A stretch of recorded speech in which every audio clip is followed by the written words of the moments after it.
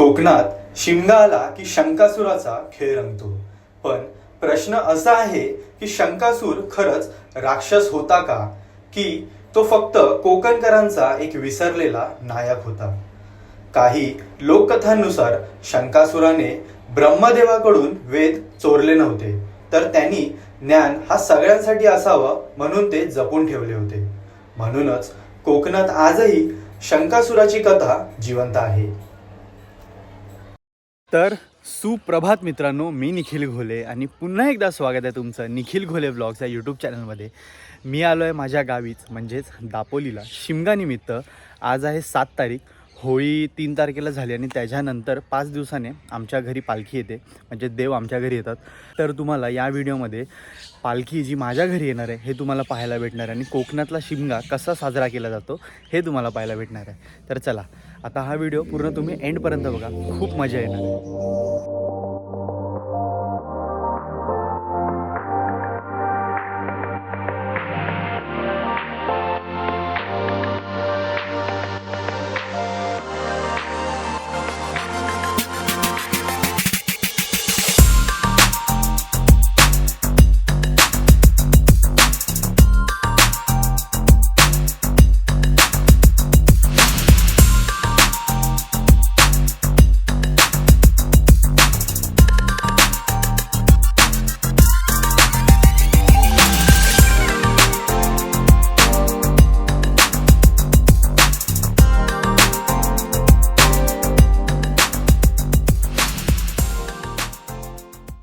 तर हे बघा, पालखी येणार आहे म्हणून कालपासून साफसफाई चालली आहे. ते अजून काही संपत नाही. पूर्ण आता अंगणा पूर्ण साफ करून ठेवलं आहे. इथे थोडं काम चालू आहे. आणि हा बघा माझा घर, पूर्ण मातीचा घर आहे. हा घर बघा पूर्ण मातीचा.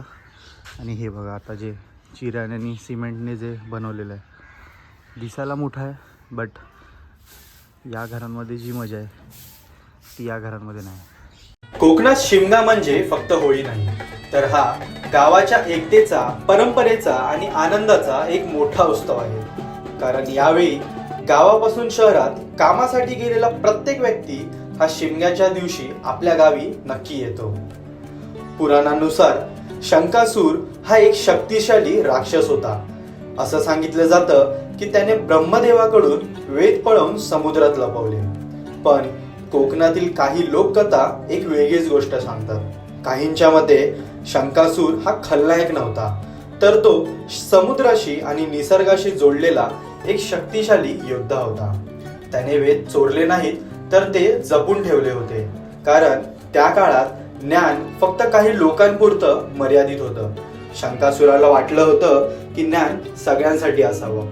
म्हणून काही लोकांच्या मते शंकासूर हा राक्षस नाही, तर समाजासाठी लढणारा एक नायक होता. शिमग्याच्या काळात कोकणात आणखी एक सुंदर परंपरा आहे, ती म्हणजे देवाची पालखी.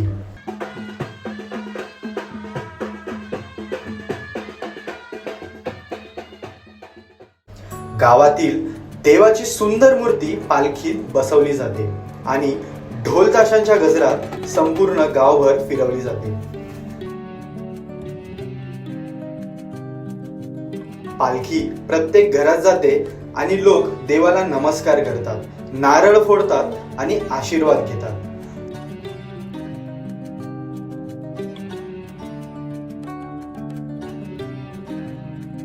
गावकऱ्यांचा विश्वास आहे की देव स्वतः गावभर फिरून लोकांचे रक्षण करतो.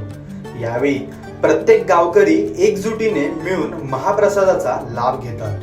आता शेवटी ज्या क्षणाची सर्व आतुरतेने वाट पाहत होते, तो क्षण म्हणजे देवाची पालखी आपल्या खांद्यावर घेऊन नाचवण्याचा सुख.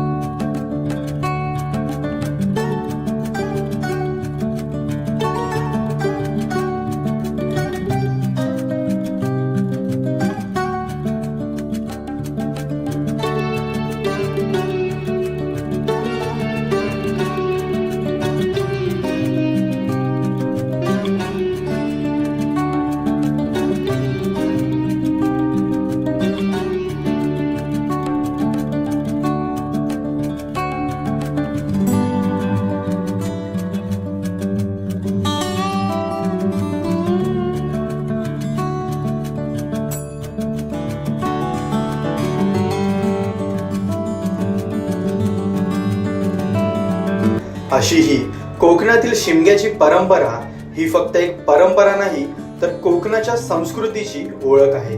म्हणूनच शिमगा आला की कोकण खरंच जिवंत होतं. तर मित्रांनो, फायनली आता ही व्हिडिओ मी इथेच एंड करतोय. तर तुम्हाला सुद्धा कोकणातला हा शिमगा कसा वाटला हे कमेंटमध्ये नक्की सांगा. व्हिडिओ आवडली असेल तर व्हिडिओला लाईक करा, व्हिडिओ शेअर करा आणि चॅनलवर जर का नवीन असाल तर सबस्क्राईब करायला विसरू नका. चला तर मग भेटूया अशाच एका नवीन व्हिडिओमध्ये. तोपर्यंत मी तुमचा निरोप घेतो. जय हिंद, जय महाराष्ट्र, जय शिवराय.